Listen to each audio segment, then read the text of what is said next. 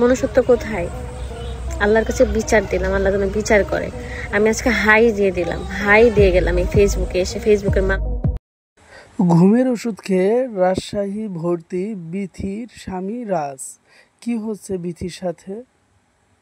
রাতেই বিথির সাথে এবং তার স্বামী রাজের সাথে তুমুল ঝগড়া লাগে।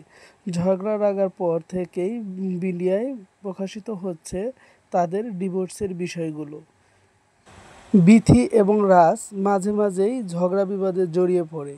তাদের এই ঝগড়া বর্তমানে ভয়ঙ্কর পরিস্থিতি ধারণ করেছে এবং ডিভোর্সের আকার ধারণ করেছে।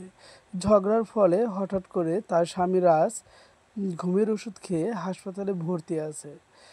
বিথির এই পরিস্থিতিতে তার চোখের কালো দাগ নিয়ে অনেকে অনেক মন্তব্য করছে।